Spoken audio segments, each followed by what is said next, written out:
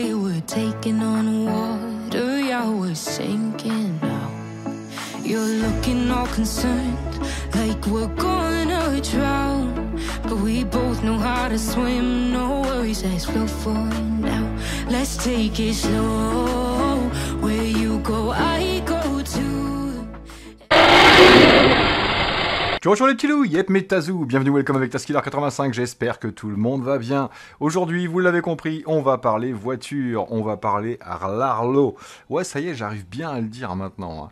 Donc j'espère que vous êtes contents, on va enfin voir ensemble la AK787, ça fait un petit moment que je l'ai reçu, c'est très dur d'ailleurs pour moi, donc j'ai fait quelques petites choses dessus, etc. Mais je n'ai pas été roulé avec à l'extérieur, je voulais qu'elle reste en parfait état pour vous la montrer bien sûr. Donc on ira rouler après. En ce moment, c'est compliqué parce que c'est trempé partout. Donc aucun intérêt.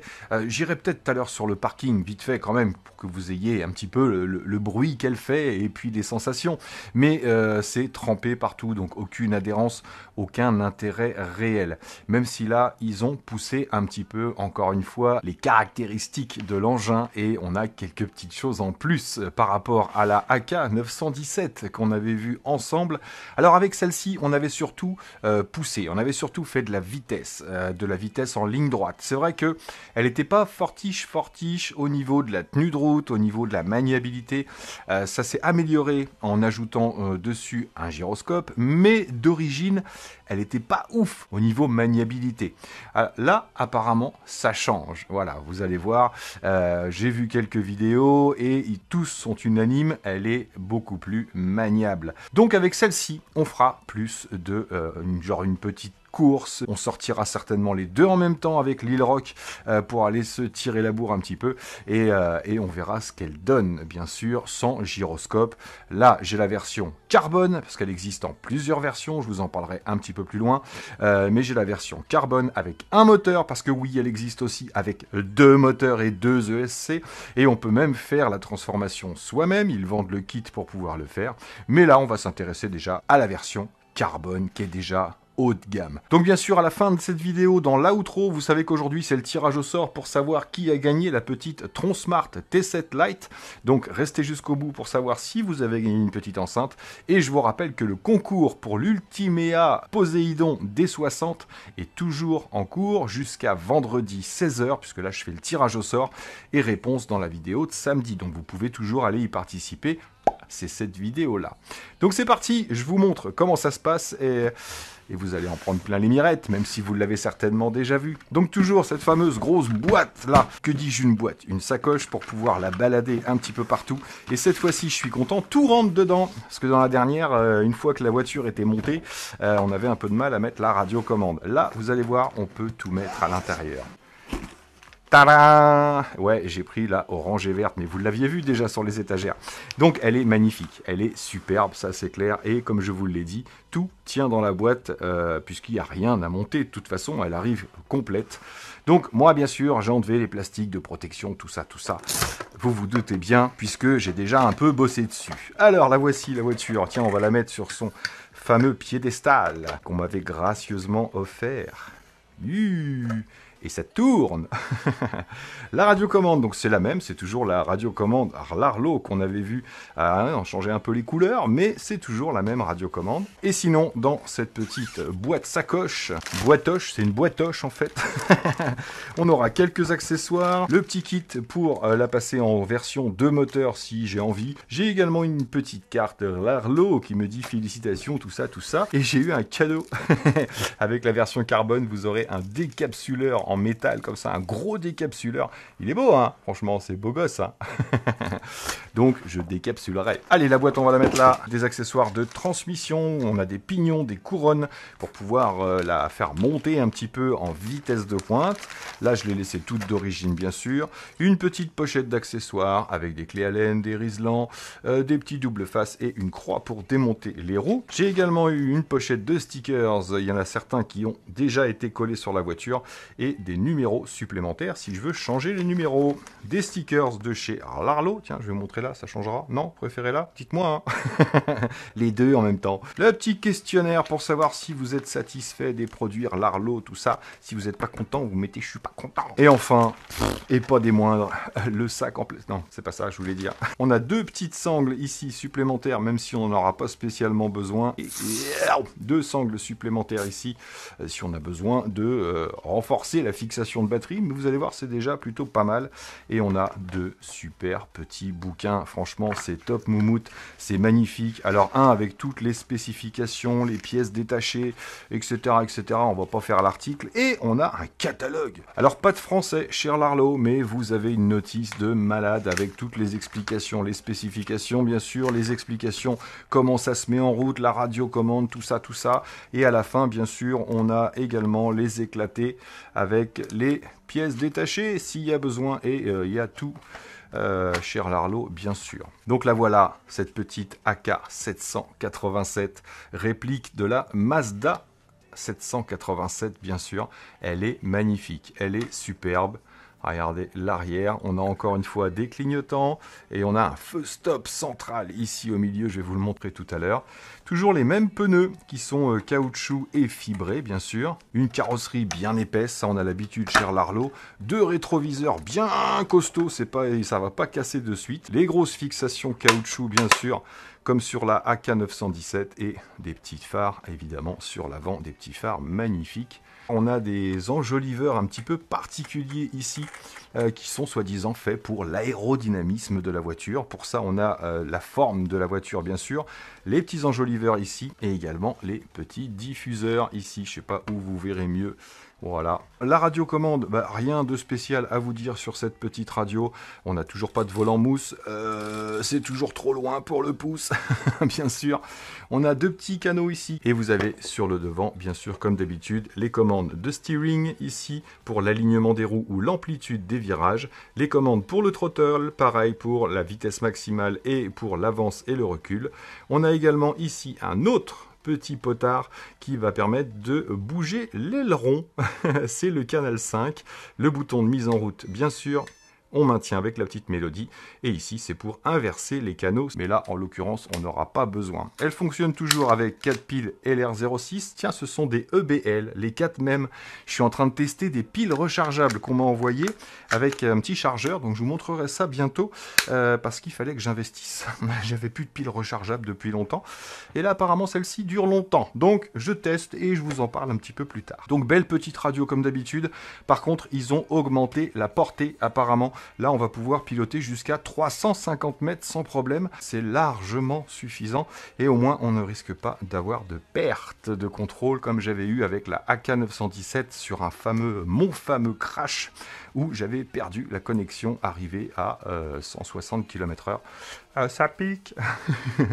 Donc là, ouais, châssis neuf, bien sûr, tout est neuf. Hein, il fallait qu'elle soit belle sur l'étagère. Donc c'est parti, on l'ouvre. Tac, tac. Allez, c'est beau gosse. Alors, je vais déconnecter tout de suite les phares. À moins que vous vouliez voir les phares de suite. Vous êtes dur en affaires. Hein. Je mets en route puisque ma radiocommande est allumée. Alors, regardez ce que ça donne sur l'arrière. Ici, on a les clignotants à droite et à gauche. Et on a le feu stop. Regardez, j'accélère et je freine. Et pareil pour la marche arrière. Ouais, mon aileron, il bouge. Attendez, je vous explique. Et les feux avant ici. On va pouvoir les commander avec le canal 4 qui est ici. Donc là, tac, on a 2 petits témoins rouges. Ça, c'est assez sympa la nuit. Et je ne sais pas si on a plusieurs luminosités. Non, c'est soit allumé, soit éteint.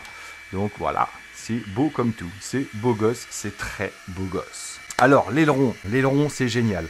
Comme vous l'avez vu, moi, je peux l'orienter de différentes manières directement sur le throttle. Je vais vous expliquer comment j'ai fait. J'en ai parlé un petit peu avec Lil Rock. Et regardez, j'accélère doucement. Il commence à monter. Vous voyez ou pas? Ouais.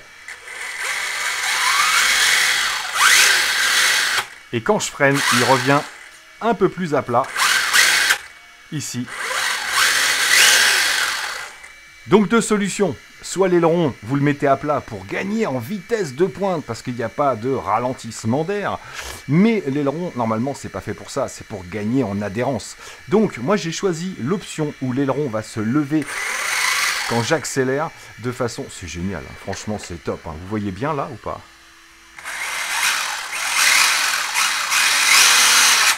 Tac. C'est terrible. Et là, elle est en 2S simplement. Hein. Donc l'option où l'aileron se relève quand j'accélère de façon à appuyer sur l'arrière et à gagner en adhérence. Donc à voir si ça fonctionne réellement sur ce véhicule. Échelle 1/10, donc je ne sais pas si ça va vraiment avoir une importance. C'est sûr et certain que l'aileron arrivé à 180 km/h ou même 130 km/h, parce qu'elle est donnée pour plus de 160, une fois que vous aurez modifié la pignonnerie et les pièces électroniques. Elle va tourner en 2, 3 et 4S, et d'ailleurs ils vous ont fourni avec une lipo 2S. Donc, je vais pouvoir l'éteindre, parce qu'elle ventile quand même pas mal. Je débranche ma carreau, et j'éteins tout ça. Tac. Donc bien sûr, c'est les mêmes pièces qu'il y avait sur la AK917. On a toujours ces grosses transmissions à l'avant, transmission 1/8, qui sont bien graissées, j'ai démonté. Les amortisseurs, pareil, aucun souci. Toujours ces biellettes réglables, les fusées, tout est réglable ici pour pouvoir changer la chasse ou l'alignement tout simplement. On arrive cette fois-ci sur un gros boîtier ici où vous avez à l'intérieur le récepteur. Et normalement, le récepteur dépasse un tout petit peu ici, l'antenne. Moi, j'ai simplement tiré sur l'antenne, vous avez du rab, et j'ai mis un petit toyo ici, un petit tube d'antenne. Comme ça, je peux sortir mon antenne beaucoup plus loin pour avoir une meilleure portée, j'imagine. Donc le SC 120 A, pareil, le même que sur ma AK917. C'est pas exactement les mêmes écritures, mais c'est le même modèle. Le petit interrupteur sur le côté ici, donc vous appuyez une fois pour mettre en route, et vous maintenez pour éteindre. Le moteur, pareil, le même que sur ma AK917, c'est le 3660 en 3900 kV. Toujours ces petites barres anti-roulis ici. Les réglages également disponibles sur l'arrière. Les tourelles d'amortisseurs en carbone, assez épais également. Donc là, c'est pas fait pour du bash, du street bash on va faire. Ils ont gardé cette fameuse petite barre ici, ils ont juste changé l'avant, où on a une petite triangulation sur l'avant ici, qu'on n'avait pas sur l'autre. Donc le plus, voilà, c'est surtout ce boîtier ici avec le récepteur à l'intérieur, il y a toute la place, il y a même la place de rajouter un gyroscope pour ceux qui veulent, et le châssis est beaucoup plus ajouré que sur l'ancien modèle, pour pouvoir tout simplement passer en bimoteur, BESC, et là vous avez les emplacements pour fixer la batterie au plus large, si vous voulez déplacer tout ça, bien sûr. Au niveau du châssis, hop, tac, même genre de châssis que la AK917, beaucoup plus ajouré pour pouvoir justement modifier et bouger un petit peu tous les accessoires. On a toujours ce gros bumper à l'avant ici qui va encaisser les chocs et éviter de plier la carrosserie, le plastique à l'avant. Les petits supports ici qui vont également empêcher de casser la carrosserie et les mêmes amortisseurs qu'on avait également sur la AK917 qui arrive tout prêt, tout rempli, tout propre. La petite trappe lipo ici qui va s'ouvrir directement et on a cette lipo dans une case ici, une 2S 3300 mAh. Alors 35C qui monte à 50C au maximum. Donc l'avantage d'avoir une case comme ça, c'est que déjà c'est mieux pour la durée de vie de la batterie, en cas de choc, en cas d'éjectage de la lipo, ça permet de la conserver un petit peu. Et bon format, même pour la 2S, ils ont pris un bon format. Moi je testerai également en 3S avec cette petite Zob Power, mais une grosse 3S en 50C également. Et vous voyez, on est un peu plus épais, mais c'est la même dimension. Donc elle va pouvoir s'adapter parfaitement à l'intérieur. Et j'aurai également cette Bonka à tester. Merci Juju, parce que je ne l'ai pas encore testé. Et là, on va tourner en 4S. Alors, Larlo m'a conseillé, Audi, salut Audi, m'a conseillé de, si je tournais en 4S, de ne pas insister. Il ne faut pas faire toute une session en 4S. Le SC va tenir, le moteur va tenir, mais il y a des risques de surchauffe en 4S. Donc, c'est plus à conserver, par exemple, sur la série, la version 2 moteurs, je pense, puisque là, on va répartir un petit peu les puissances. Que là, voilà, on va tourner en 2, en 3, on testera en 4 quand même. Il faudra se trouver un endroit qui marche bien. Et puis, on verra ce que ça donne, tout simplement. Maintenant que j'ai retiré la batterie, toujours ce shaft en 2 parties. Ici, comme vous pouvez le voir, donc ça évite les torsions en cas de choc ou en cas de haute vitesse. Ça permet d'avoir une petite latence entre les deux ici et d'éviter que ça puisse se tordre ou se vriller tout simplement. Les réglages de la tension de direction, bref, tout le reste, vous connaissez, c'est un petit peu le même principe.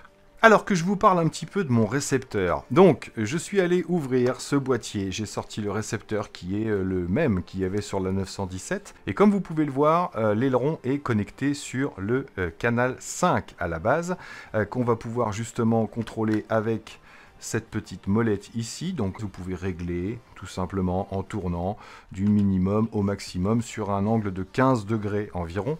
Mais moi j'aime pas trop ça. Alors ça implique, si c'est bien quand vous faites une course de vitesse, voilà, et encore. Bref, vous pouvez pas y toucher pendant que vous pilotez. Vous pouvez pas piloter la voiture et changer l'angle de l'aileron. Donc c'est bien, mais c'est moyen. La deuxième solution que j'avais trouvée, c'était de le brancher sur le 4. Et là, quand j'activais le canal 4, j'avais simplement l'aileron qui allait au maximum ou au minimum. Donc c'est bien, mais ça me plaisait pas non plus forcément. Alors je vous explique comment je l'ai branché sur le throttle, sur l'accélérateur. Donc j'ai dénudé un petit morceau de fil de cerveau, pareil, des deux côtés, sur assez long. J'ai sorti la fiche de l'aileron, puis avec un petit truc fin, j'ai sorti simplement le câble de signal et j'ai enfilé dedans tout simplement mon petit câble, puisque c'est carré et ça passe à l'intérieur avec un petit coude au bout pour que ça tienne. J'ai pas eu besoin de souder, j'ai simplement mis une petite gaine thermo pour que ça tienne. Et ensuite, l'autre morceau de ce petit câble supplémentaire, je suis allé sortir bien sûr la fiche numéro 2, le canal 2 qui correspond au throttle. J'ai extrait le câble signal, celui de gauche encore une fois, et j'ai relié tout simplement mon autre morceau de câble dessus. J'ai laissé dépasser de 2-3 mm, j'ai replié le bout et j'ai réenfiché ça dans la prise d'origine que j'ai rebranché sur le canal 2. C'est pas malsain du tout de mettre deux câbles signal sur deux cerveaux sur un récepteur. Donc quand j'accélère, vous l'avez vu, j'ai l'aileron qui monte et quand je freine, j'ai l'aileron qui se met à plat. Ça, je trouve ça génial, ne serait-ce que pour la vue quand on va piloter.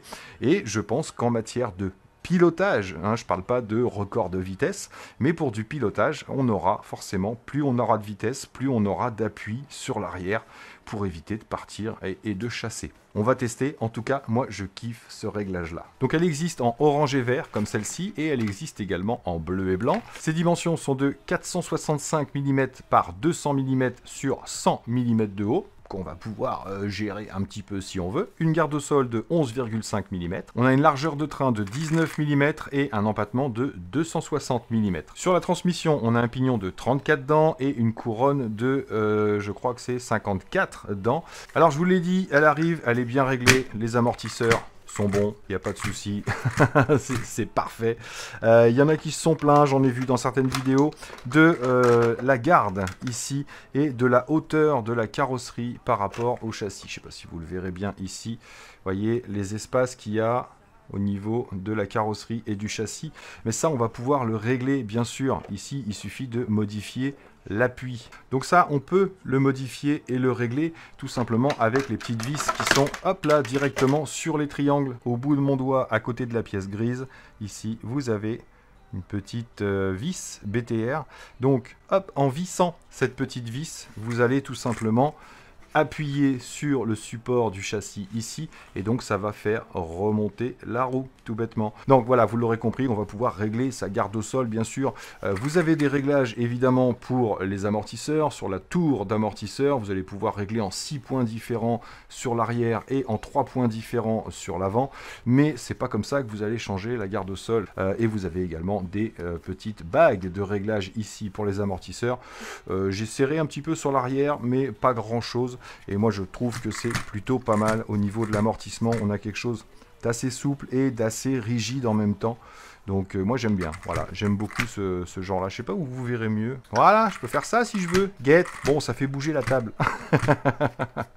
Mais on a vraiment quelque chose de bien... Oh, tonnerre. On a vraiment quelque chose de propre et de bien fini, de bien réglé. Vous voyez là, on voit mieux pour la garde au sol. Donc vous pouvez vraiment être très très près du sol si vous avez besoin. Allez, on peut même aller jusqu'à toucher si vous serrez à fond. Et on n'est toujours pas embêté pour les passages de roues.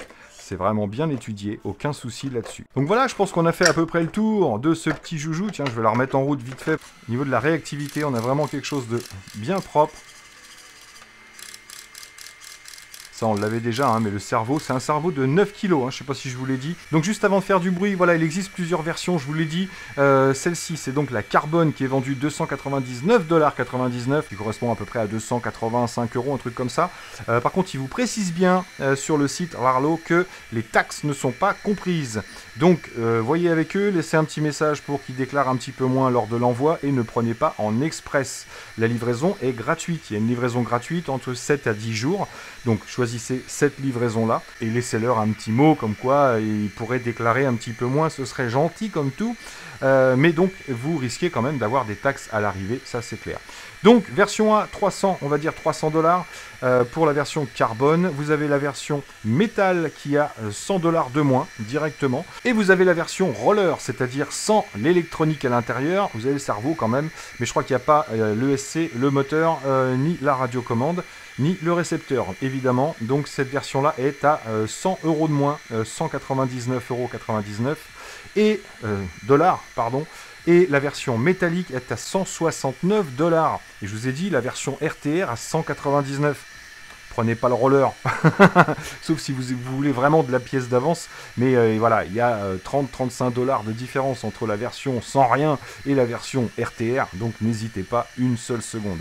Et je sais qu'il existe également les versions avec double moteur. Vous avez une version simple avec double moteur, double SC, et une version un peu plus poussée avec des accessoires de rechange. Et là, on va tourner entre 460 et 590 €. Voilà, donc c'est un gros investissement, mais on a la version bimoteur. Moi, j'ai déjà envie de tester avec un moteur, voir ce que ça donne. Allez, j'accroche tout ça. Alors, qu'est-ce que ça donne en 2S? C'est parti.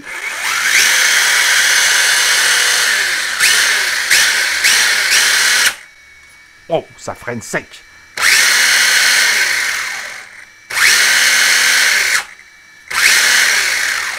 Alors, on peut freiner progressivement, mais sinon, ça s'arrête net. Hein. Ça va... Ouf, ça va déraper sévère. Pas drifter, mais déraper sévère, ça c'est clair.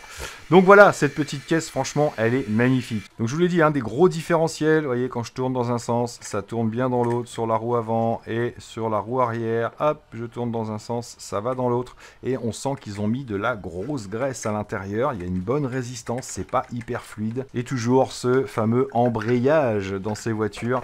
Hop, embrayage qu'ils appellent suspendu. Alors on a vraiment un tout petit cliquetis. Aucune résistance, comme vous pouvez le voir, et donc cet embrayage suspendu qui permet de prendre moins de choc et de sauvegarder un petit peu la durée de vie, tout simplement. Et donc le gros plus, c'est vraiment cet aileron ici, avec ce petit cerveau, je ne vous l'ai pas montré de près. Regardez ce petit cerveau sur l'arrière, voilà. Donc pareil, en pièces détachées, vous avez un petit téton supplémentaire ici, si jamais vous cassez. Donc bien sûr, si vous voulez en savoir un petit peu plus, je vous mets mes liens dans la description. Allez cliquer sur les liens, sur tous les liens, ouvrez tout. Non, les autres, c'est des vidéos, des tutos, tout ça. Non, ouvrez pas tout. J'ai pas de coupon, je crois pas, je leur en ai demandé. Donc j'attends, j'aurai peut-être un petit coupon, allez jeter un œil, on sait jamais. Et puis voilà, j'espère que cette petite review vous aura plu. On a fait un petit tour rapide de la voiture. S'il y a des questions, n'hésitez pas à me les laisser dans les commentaires. J'essaierai d'y répondre le plus tôt possible. Et puis surtout, merci de votre fidélité, d'être encore là et de me suivre. Et moi là-dessus, il me reste plus qu'à vous dire surtout, portez-vous bien, prenez soin de vous et des autres. Et à très bientôt dans mes vidéos. Allez, ciao ciao.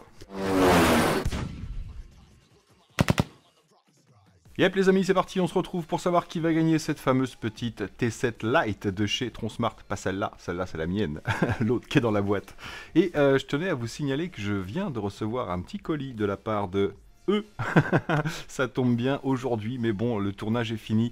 Donc merci beaucoup Audi, merci beaucoup Larlo, elle est super jolie. Et pourquoi j'avais ça? Parce que je viens d'avoir une nouvelle petite radiocommande Larlo qui est fournie avec un petit récepteur avec un gyro inclus. Donc bien sûr on testera la AK787 sans l'équipement gyro évidemment pour voir ce qu'elle donne et après j'y installerai ce petit récepteur avec cette radiocommande. Ça risque d'être intéressant. Donc c'est parti pour le tirage au sort. J'ai pris bien sûr le lien de la vidéo. On avait 137 commentaires dont les miens, pas beaucoup d'ailleurs, et j'ai mis ça dans commentpicker.com. J'ai récupéré environ 134 commentaires, pas environ, exactement. Hop, moi j'aime bien quand c'est bien cadré comme ça. Tac. Donc c'est parti dans 3, 2, 1, roulement de pipeau. Alors nous avons Nini et Saïf 5665 avec la Tronsmart T-Lite Pour faire la fête, il y a même les lights pour danser toute la night. Eh, j'avais demandé... Ah, merci David, bisous. J'avais demandé une rime, donc t'as perdu, t'en as fait 2? Non, je déconne. Au moins une rime, donc là il y en a 2, ça marche. Donc Nini, tu as gagné la petite T7 Lite et je te félicite. Merci beaucoup de ton soutien. Merci beaucoup à tout le monde d'avoir participé. J'ai sélectionné des commentaires que j'ai sauvegardés parce qu'il y a vraiment du collector. N'est-ce pas Marsu? Tu te reconnaîtras, je pense. Donc voilà, on se retrouve très bientôt pour un prochain tirage, je pense. Prochaine vidéo, logique, pour savoir qui gagnera cette fois-ci l'ensemble complet Ultimea Dolby Atmos. Allez, bye!